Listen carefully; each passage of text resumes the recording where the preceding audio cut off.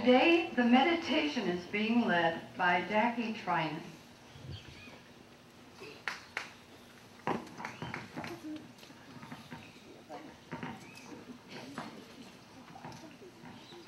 Good morning. Winter solstice and the longest night of the year have passed. We are now moving from the darker days toward the light, toward a new year. Today's meditation invites you to enter the realm of imagination as you listen to a story of ongoing creation out of darkness into the light. So if you will, settle yourself in your chair, closing your eyes or not, and allow yourself to relax as you simply breathe in and out. In the beginning was darkness, a void, nothingness, and within the darkness was light, powered by love. The light moved out through the darkness and revealed itself to itself as the all-embracing source from which all comes into being. When light separated itself from darkness, it could know itself and know there was no other. And knowing that itself was the source, had the power to create out of itself. And thus light brought into being warmth, and out of the warmth created air, water, and earth. And from these, life was created out of the light that was born out of the darkness. Rocks, trees, flowers, fish, insects, birds, and animals did the light create out of itself. Each manifestation of the light magnified the light, and the greater it grew. Out of this greater divine light, born of love, human beings were created as myriad reflections of the light itself. All who had been created by the light had the possibility of living in the light and out of love with all of divine creation, and by so doing, magnify and strengthen the light in the world. As each created being embraced and radiated its own light, the greater did become their own source out of which they created, and the greater too did the original source become. Imagine now, if you will, bringing that light that is within you, a light born out of love, into the darkness of the world. And imagine moving slowly toward the center of that darkness, embracing your power to strengthen and magnify the light in the world. And as you move closer to the center of darkness, you notice a multitude of lights radiating in the darkness, and you find yourselves converging in the center, knowing you have come together to create new life.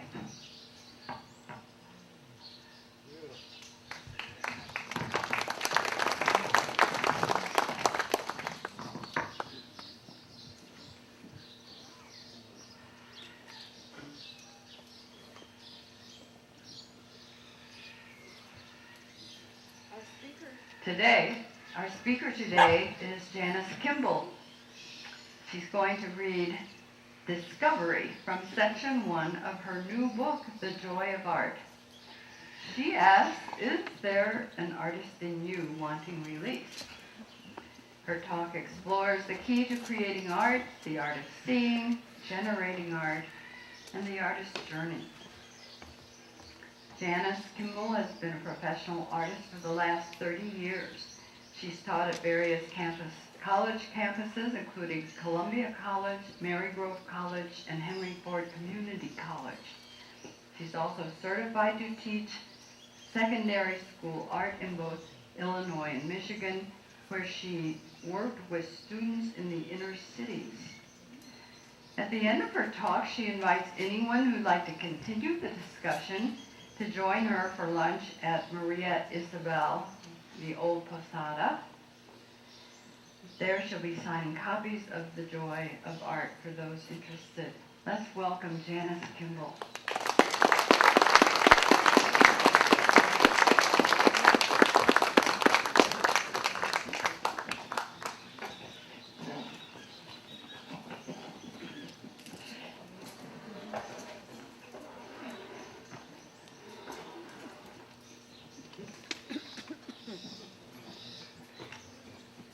Get in a shady place.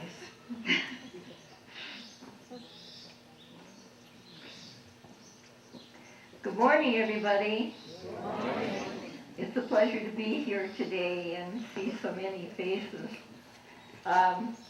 First, I want to say that I love my wheelchair because I know a lot of you haven't seen me in a wheelchair before, but I'm post-polio and I can only walk 30 feet at a time. So when I got the wheelchair, it's a sign of freedom, and I love my wheelchair. How many of you out there are artists? Wow. And how many of you love art or would love being an artist? Okay, you are in the right place today. This is my book, The Joy of Art, and I'm going to start by reading the introduction. Every child is an artist. The problem is how to remain an artist once grown up, by Pablo Picasso. There may be an artist in everyone waiting for the spark that will awaken that quality. To be a fine artist, however, is an act of the mind as well as the heart. Some aspiring fine artists have the opportunity to enter formal studies and perhaps gather credits towards a degree in the arts. Many more do not have the time or the money for formal studies. If you are one of these, it is important that you gather the information, the knowledge, and experience that you would have received in formal study to go on the artist journey. I have helped many creative people, with or without a background in art, to become artists through the back door, without formal academic art studies. Sometimes this help means working directly with aspiring artists, and other times through advice and direction given in my monthly column, Art Talk, that was published in the Lake Chapala Review. I was also an instructor in colleges and universities in the United States. Becoming an artist the hard way, officially through the front door, I earned a Bachelor of Fine Arts degree from Columbia College, Chicago, and a Master of Fine Arts degree for the University of Illinois, Chicago. This would have been great if I had been younger, but the 8 years it took me to get these degrees, earned in my middle age, took a big chunk out of my life. Why didn't I realize then that I was already an artist before I studied to become one? Or that it doesn't take a certificate to be an artist? Indeed, a certificate cannot make someone an artist. Many of the art examples that are featured in this book, including my own, are for sale. There is a directory of contributing artists at the end of this book if you would like to contact them. I'm honored to be able to show the work of these artists. If you are not already an artist, you could become one. It is never too early or too late. What you need to have is an intelligence and a strong desire to be an artist. I discovered that I could have taken a shorter, easier, and much more economical path to becoming the same artist that I am today. This book will give you the examples, tips, advice, inside information, and resources an emerging artist needs to blossom. An independent study guide, so to speak. I I'm going to read now from the section in this book. There are 5 sections in this book, and I'm reading from the first section and from the last section today. And I'm reading from Discovery. You want to push your work to be finer and have more meaning? How do you go about that? Where do you turn? What more do you need to learn to make that happen? Do you have the passion, and are you willing to make the commitment necessary to become a fine artist? How do you generate ideas? Why does your work need to reflect you? That is what is explored in this section. You as artist, the key to creating art. You may have realized there is an inherent part of yourself that has never been developed. The artist trapped within your soul, or an inquiring mind eager to explore all of who you are, may be demanding freedom. As awareness of your world expands, new revelations about life emerge. Being an artist is an act of exploration, and the possibilities of discovery are endless. Fine art separates itself from the other visual arts as it makes no compromises, sets no limits. Decorative, graphic, or utilitarian art have motives that go beyond the work itself. They need to adhere to restrictive rules of composition and color. They are less open to experimentation. The key. What is art anyway? That is a universal question for which there is no simple answer. 2 people draw the same tree. You tell me that one drawing is art and the other is not. Why? I ask. Because the one that is art was drawn by an artist, you reply. Well, if you aspire to be an artist, you must be prepared to give a better answer to that question.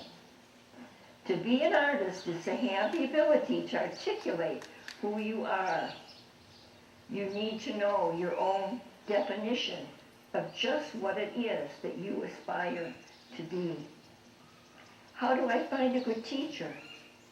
Choosing a mentor and using his or her inspiration to go within yourself to discover your own style, coupled with an expanding skill package, is a sure way to grow as an artist.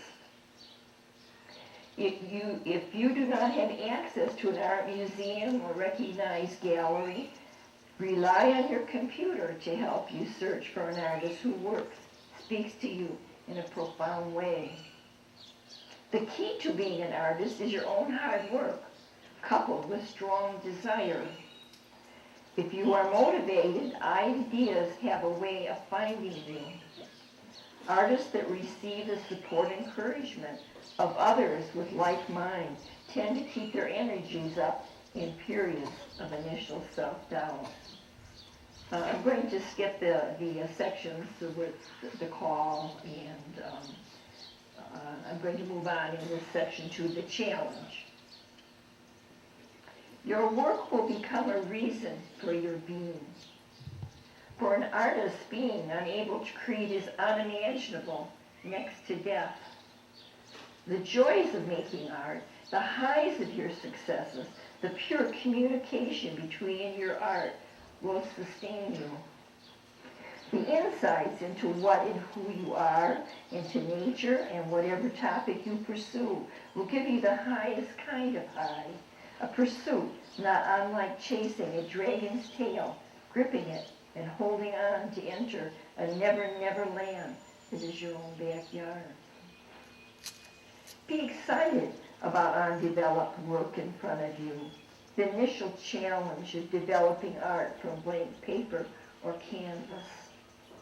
You may not yet be aware of what a profound change will occur in your life, that art will change how you perceive the world or impel you to ask questions that you have never asked before. As we grow as artists, our work also grows. This is what separates art from craft. With craft, the execution gets finer with time, although the idea remains the same. Those who mix art and business are addressing the issue of execution, not ideas. It is the ideas that separate the sheep from the goats in fine art, as they are far more elastic and are infinite in the act of creation. Visualize yourself standing before a beautiful sunset. Feel its colors, the peace it casts upon you, as if you were in meditation. That same sunset could appear before you in real life. It could feel exactly the same as when you visualized it. The creation of art is first done with the mind. Art does not need a product, but when the outcome of the mind's creation results in something tangible, it validates that we are an artist. It demonstrates our skill in transferring what is on our mind to an object that can be shared with others when the sunset is gone. And now I'm going to skip over a few things again. And I'm going to read from chapter 2, Sight and Perceiving. Sight and perceiving. Take satisfaction from creating a thought or insight that will last through a period of time and not be gone in the blink of an eye. Capture truths, feelings, and discoveries. See beyond the obvious, beyond what the naked eye can see. Imagine the structure of your image, the framework within an upholstered chair, the human frame within your clothed figure, the energy of a sunlit sky. Sense the mood behind a dull day. See the components, the balance, and the structure of a scene. Learn to know the sources of light, their directions, moods, and intensities. Learn to see from many perspectives.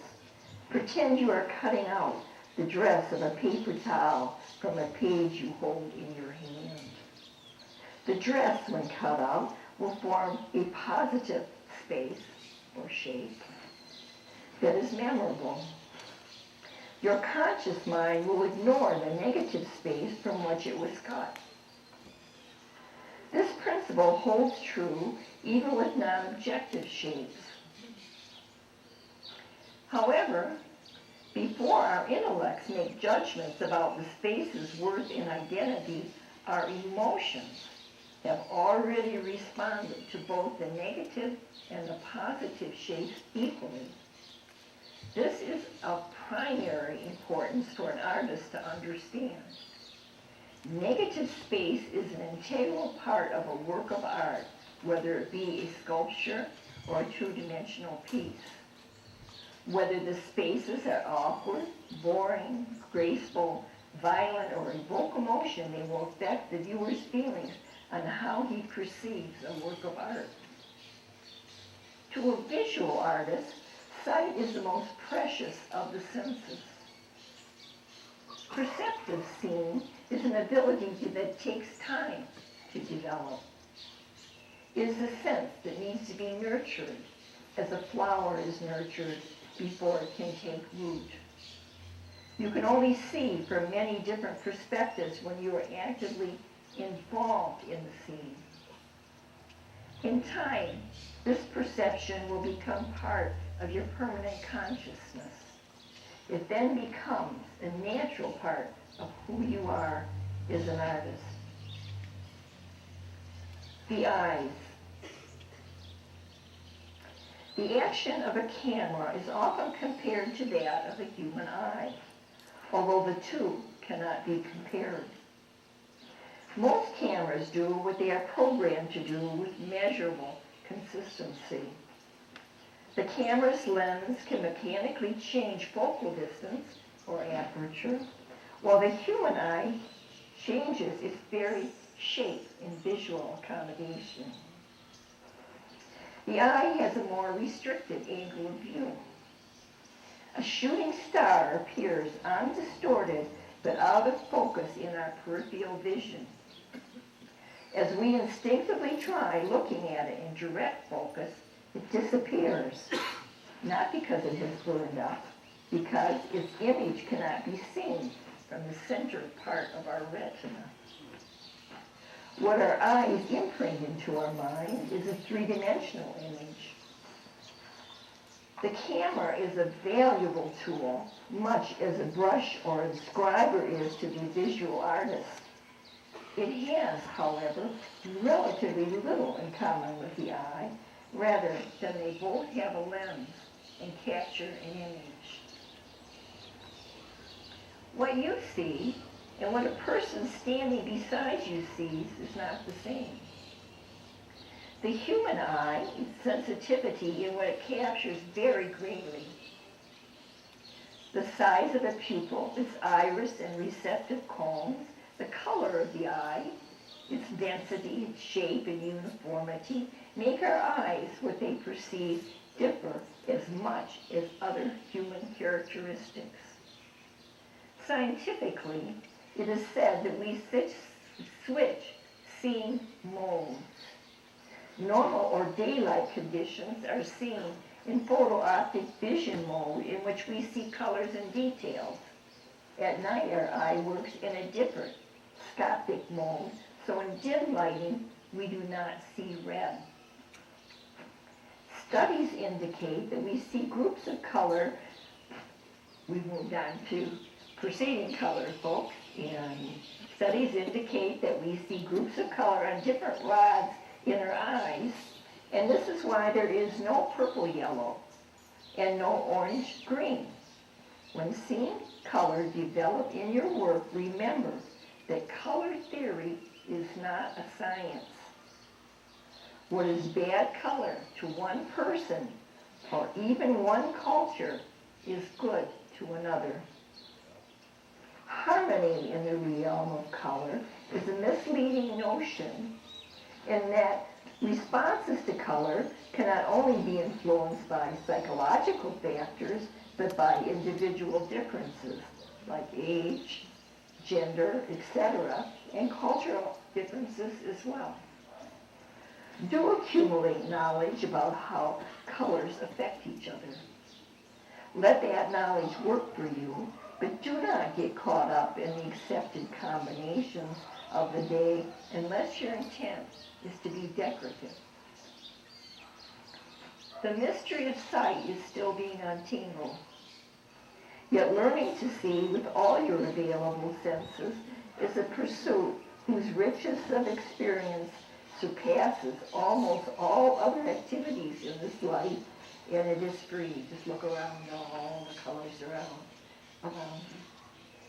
Seeing to an artist is an exciting, active pursuit of the hidden, the non-obvious, the magical, the glorious, and sometimes the obscene truths that others with less perceptive seeing do not even notice. Learning to see can become your best ally, your closest friend, and a gift to yourself that will change your life forever.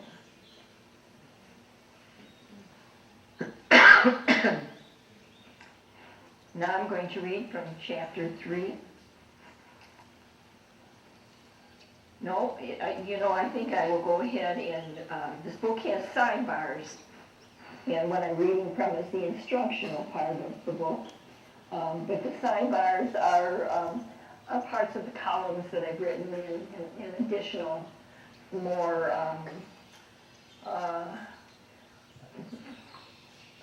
kind of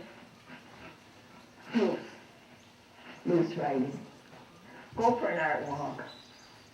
The art of seeing is a selective process where your mind directs your eye's focal abilities, discerns specific ideas and patterns, observes, investigates, and enjoys. For the visual artist, seeing is foremost in their sensibilities. It is a sense that above all others, they could not create without. Every semester, I would take my beginning art students on a field trip. What material should we bring? Should I bring my easel? They would ask. Just bring your walking shoes, I would reply. In Chicago, as we walked downtown, In Detroit, we walked around the Wayne State campus. What are we to do? The students asked, thinking I was remiss by not giving them prepared instructions.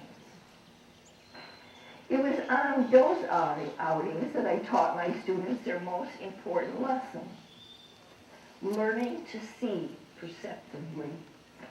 They also got to know one another and to realize that each one of them saw through different eyes. Go out on your own field trip. You don't need a class. Go alone or with an art buddy. Stop on the sidewalk between the street and the store windows. What do you see? Chances are you see the cars going by, what is inside the stores, the people in front of you and behind, the skyline, the sun shining, perhaps a bird flying by. Looking closer, you see gum wrappers on the sidewalk, a man's untied shoelace, the taxi driver, and the door handle needs washing. Is that seeing or looking? You decide. But there is more to see, much more. Do you see the reflections in the store windows, the reflections within the reflections, and how they change when the sun goes behind the clouds? Do you see the shadows that are cast on one building to another, the deeper shadows within those shadows, and the shadows of those that walk by you? And you see that they vary from hour to hour, even moment to moment. Everything you see is gone by the time your mind translates it into a visual image. Traffic whizzing by is seen as a blur. Artists have always tried to capture the element of time in their work.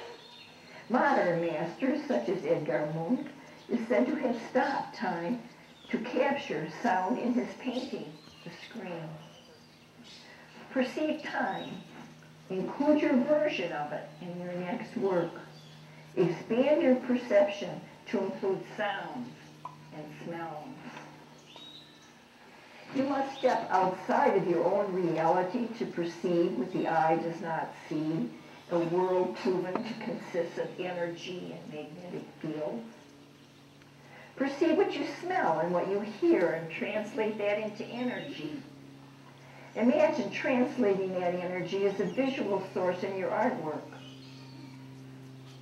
With this knowledge, you will observe differently, and your work will reflect your heightened awareness of whatever medium or genre you work in. You will also feel high for becoming more aware of life itself. It is easy to forget the wonder life has to offer. Through art, we can attempt to capture it. Okay, now we're going on to Chapter 3, Composition Jumpstart. Photographers, printmakers, painters, sculptors, and those who work in a multitude of other media all refer to the same rules of composition to help compose their work. The surrealist Salvador Dali knew the rules and techniques to achieve a sense of unity within his work, but chose to disrupt traditional composition to challenge the perception of the viewer, and so can you.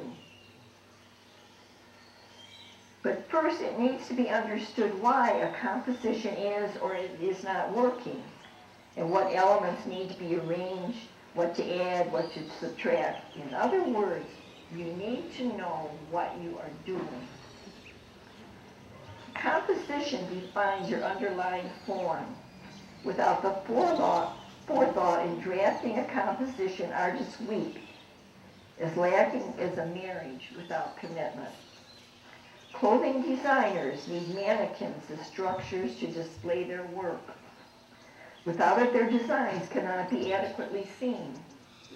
Composition defines where to place your components, how you want your work to be perceived. It is the heart of what you create.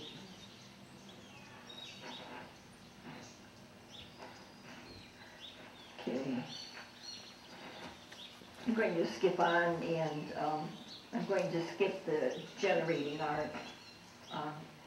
the book will be available if you want to learn more about generating art, but I want to read a little bit about affirmation before I go today. And affirmation is the last chapter in the book, and it is in a section called The Journey. What happens when you've finished your art and now you want to go from there. The long history of art serves as a visual record of the beliefs, customs, and living patterns of people everywhere.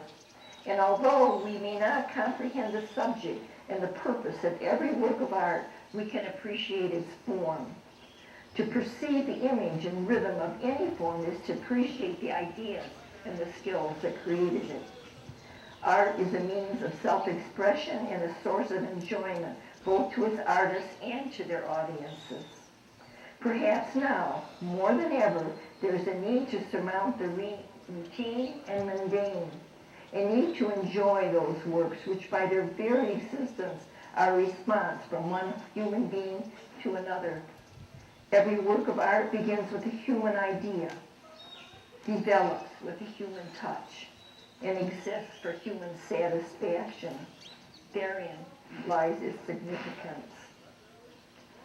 I'm going to read now a little story, Christmas story, from the sideboard. Blessed is the artist. There are times when I wonder if I should have become an artist. I hate it when the conversation turns to the undesirable restaurants that I frequent, the expensive books on art that I can't afford. What have I done to myself, I wonder? I could be eating fine food, find any book I want, have made different choices early on. But was becoming an artist really a choice?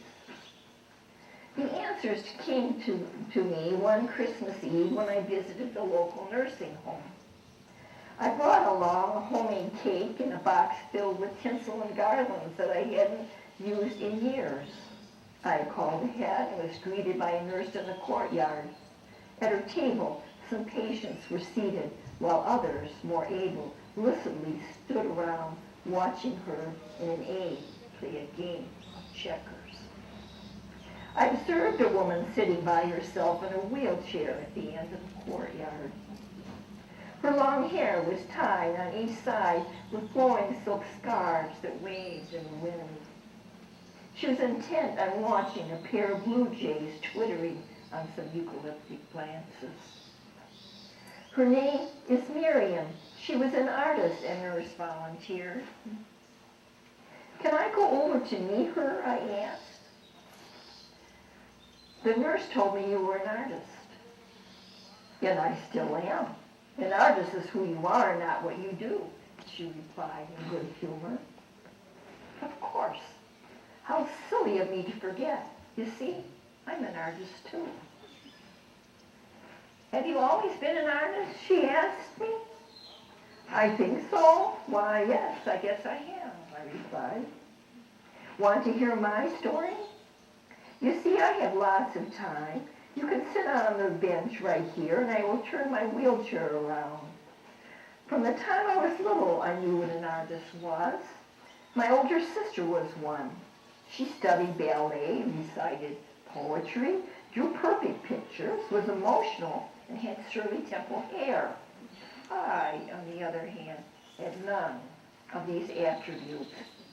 See what I'm getting at? Well, I guess so, I replied. From the time I clamped my first pair of roller skates onto my shoes and taped the key to my forehead, it was the antithesis of what my family felt an artist was. I sure overcame that handicap, she laughed, but it took me 30 years. Want to know how? She asked. I have always been creative, designed gardens, clothes, rebuilt houses, projects that were expected as a mother and a woman who served 2 terms as a housewife. Then one day my creative side could no longer be contained and I just spilled over, changing my life forever. How? I inquired. Well, it's not so much how as why. I needed to be me. And I needed to express just who that was to myself as well as to others. One may look at my situation and think I am alone, but I am never alone, as my mind creates the company I want to keep, or how I want to perceive my life. The artist in my soul keeps me company. "What do you see on that wall?" Marion hollered out to the other old-timers at the checkers table. "Nothing," a voice shouted back. "You see? Can you imagine a life filled with blank walls when there is so much that can be created on them?" she asked with a swish of her arm, her index finger thrust towards the wall as if she were a magician. "I see a figure dancing, perhaps you," she said as I put my hand on her shoulder. "Your face is a garland of hues, your energy forming a rainbow from which tinsel falls, lighting up the sky. How wonderful! Maybe that's me. How embarrassing. I saw you carrying in that box with decorations trailing along behind. You could have made that wall come on with your own visions if you had wanted, couldn't you?" She cupped her hand over mine. Its warmth felt bonding. "I see a sky swathed in blue," I began, "a bird lost in it somewhere, and the sky is raining tears, and I am on the ground dancing a jig to avoid them. Their shards piece my feet as they hit the ground and shatter." "Life isn't a piece of cake to any of us, is she?" She said sadly, her eyes shifting from the checkers table. "But I can tell you this, being an artist only comes in second to having wings. The others lead such a dull life." Speaking of cake, would you like some? Thank you very much.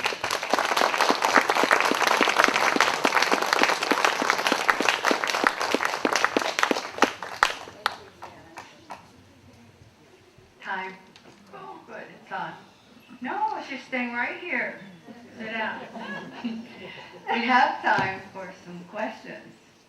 And raise your hand, someone will bring you the mic.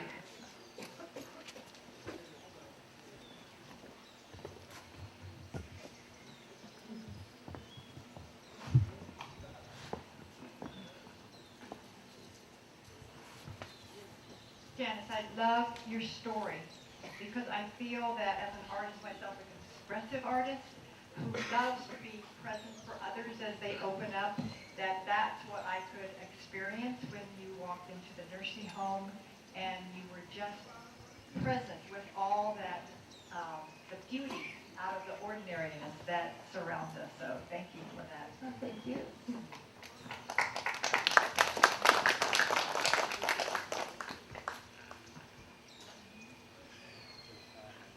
Here's another question.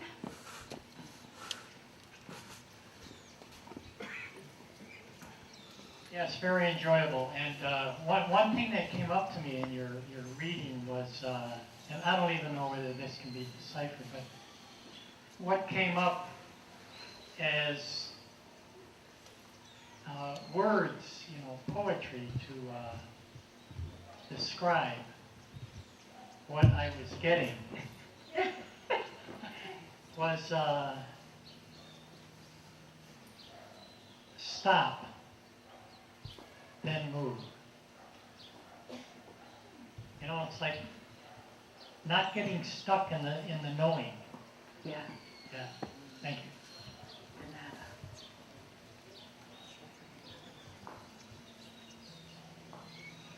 Here. It's a pleasure to hear you read again from your book. And I want to repeat what I said the first time I heard you. So much of what you have written applies to life. Thank you. Well, when I wrote this book, I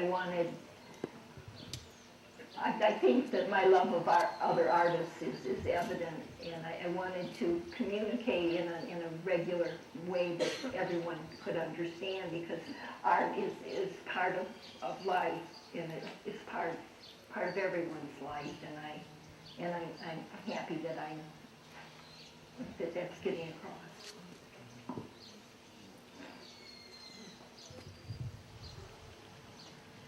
Hi.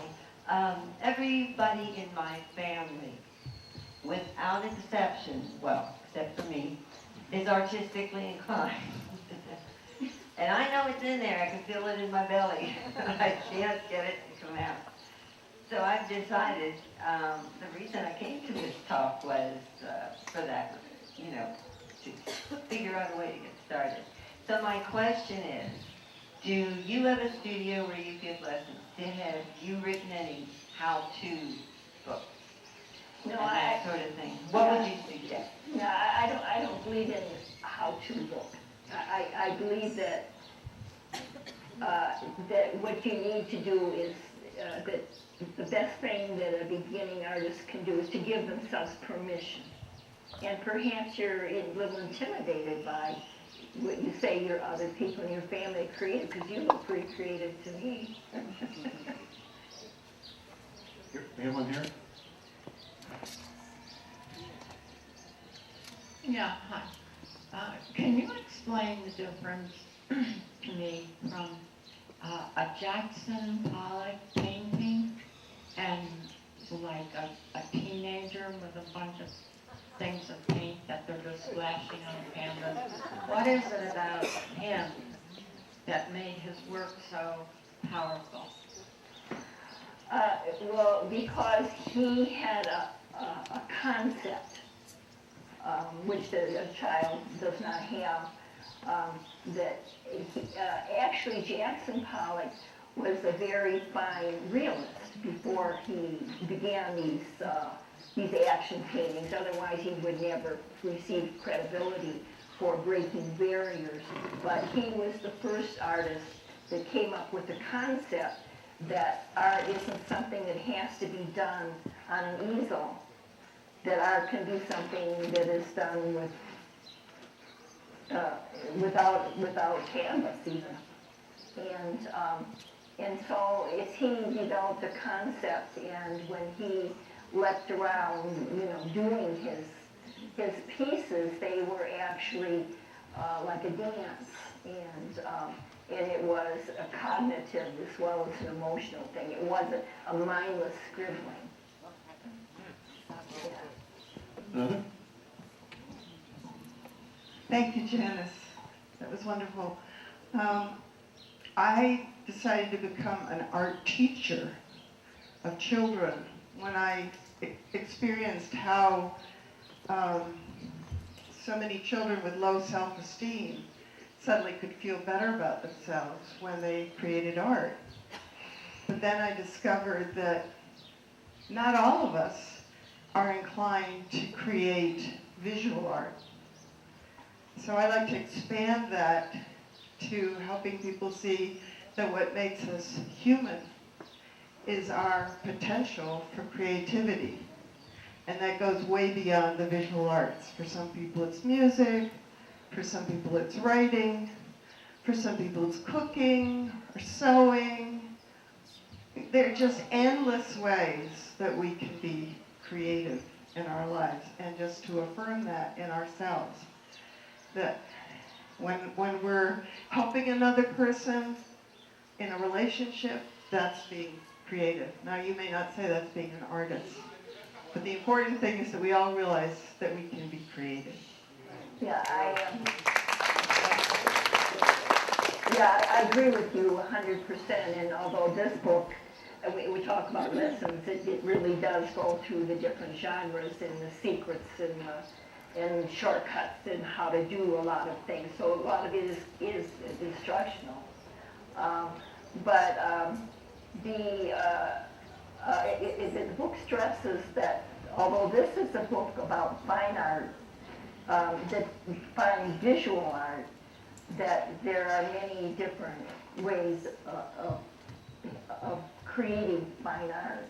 because what fine art is it's an act of the mind, and it's an expression purely for the expression of it, for no other purpose, which could be a dance, or it could take a lot of different forms, and there is a section in the book that talks about that, and I agree with everything you said 100%. No, I don't think I see any other questions. Okay. You must have done a good job telling them. Oh, well, Everything I need to know. Thank you very much, Janice.